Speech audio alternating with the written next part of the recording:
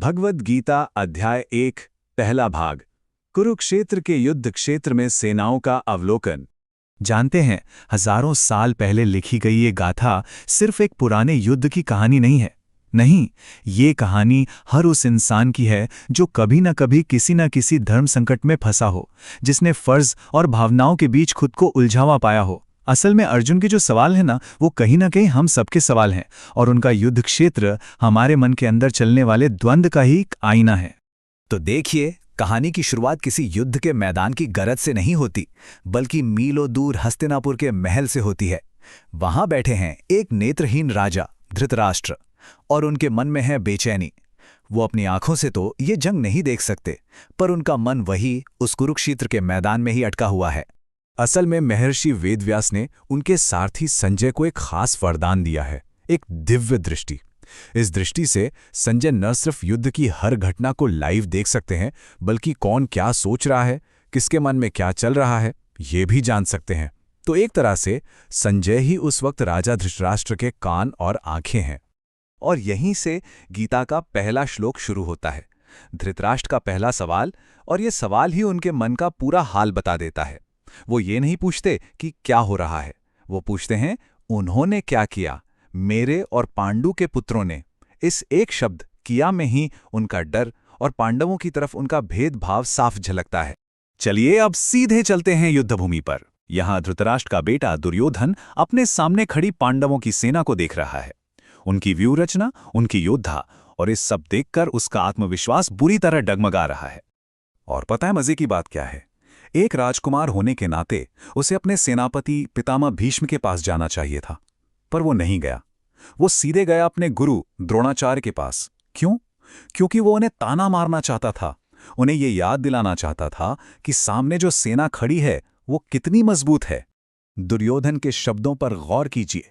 वो तारीफ नहीं कर रहा, वो तो अपनी चिंता जता रहा है, ये कहकर कि पांडवों का सेनापति आपका ही बुद्धिमान शिष्य है। वो असल में द्रोण की वफादारी पर ही एक सवाल उठा रहा है। वो अपने डर को कूटनीति के पीछे छिपाने की कोशिश कर रहा है। इसके बाद तो दुर्योधन का डर और भी साफ नजर आने लगता है। वो एक एक करके पांडव सेना के बड़े बड़े योद्धाओं के नाम गिनाना शुरू कर देता है, और ये लिस्ट उसके घटते हुए कॉन्फिडेंस का सीधा सीधा सबूत है। दुर्योधन एक एक महारथी का नाम लेता है, और समझिए, महारथी का मतलब सिर्फ एक योद्धा नहीं है। महारथी वो होता है जो अकेले 10,000 धनुर्धारियों से लड़ सकता है। तो ये सिर्फ लोगों की गिनती नहीं है, ये सामने खड़ी ताकत का अंदाजा है। ये लिस्ट लंबी होती जाती है और दुर्योधन का दिल भारी होता जाता है। वो देखता है कि अर्जुन का बेटा अभिमन्यु और द्रौपदी के 5 बेटे भी युद्ध के लिए तैयार खड़े हैं। मतलब कि दुश्मन की सेना में अनुभव भी है और युवा जोश भी। ये देखकर किसी का भी दिल बैठ जाए। अब जरा इस बात पर ध्यान दीजिए, ये बहुत कुछ कहती है। पांडवों के 18 महारथियों के नाम लेने के बाद दुर्योधन अपनी इतनी बड़ी सेना में से सिर्फ 7 मुख्य योद्धाओं का नाम लेता है। ये जो असंतुलन है ना, ये युद्ध के मैदान से ज्यादा उसके अपने मन के अंदर है। और आखिरकार वो उस डर को मान ही लेता है जिसे वो इतनी देर से छिपा रहा था। वो साफ साफ कहता है कि हमारी सेना काफी नहीं है और उनकी सेना हमें हरा सकती है। सोचिए, युद्ध शुरू होने से पहले ही कौरवों का राजकुमार अपनी सेना को कमजोर मान चुका है। और फिर वो पल आता है जिसका सबको इंतजार था। युद्ध की घोषणा होती है, और इसकी शुरुआत होती है कौरव सेना की तरफ से। कौरवों की तरफ से ढोल, नगाड़े, तुरहियां सब एक साथ बज उठते हैं। एक जोरदार कोलाहल, एक ऐसा शोर जो उनकी ताकत से ज्यादा उनके अंदर के बिखराव और बेचैनी को दिखाता है। एक बेतरतीब, डरा हुआ शोर। आइए एक पल के लिए इस तस्वीर के गहरे मतलब को समझते हैं। ये सिर्फ एक रथ नहीं है।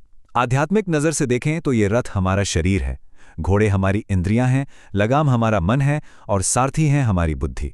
यहाँ अर्जुन जीवात्मा है, और सारथी के रूप में जो कृष्ण बैठे हैं वो स्वयं परमात्मा है। कौरवों के उस कोलाहल के जवाब में पांडव खेमे से एक दिव्य, एक सुर में और शक्तिशाली आवाज गूंजती है। अलग अलग बाजे नहीं, सिर्फ उनके दिव्य शंखों का नाद। एक ऐसी आवाज जो युद्ध की धार्मिकता का ऐलान कर रही थी। वो एक आवाज, वो एक सुर में किया गया शंखनाद इतना जोरदार था कि उसने कौरवों के दिलों को चीर कर रख दिया। युद्ध का पहला तीर चलने से भी पहले पांडवों की एकता की उस गूंज ने ही उनके आधे हौसले तोड़ दिए थे। तो यहां एक विचार के साथ आपको छोड़ते हैं। जरा सोचिए, क्या कोई ऐसा युद्ध जिसकी नींव ही डर, शक और अधर्म पर रखी हो, कभी जीता जा सकता है? शायद एकता और धर्म की उस पहली गूंज ने ही इस महायुद्ध का नतीजा तय कर दिया था।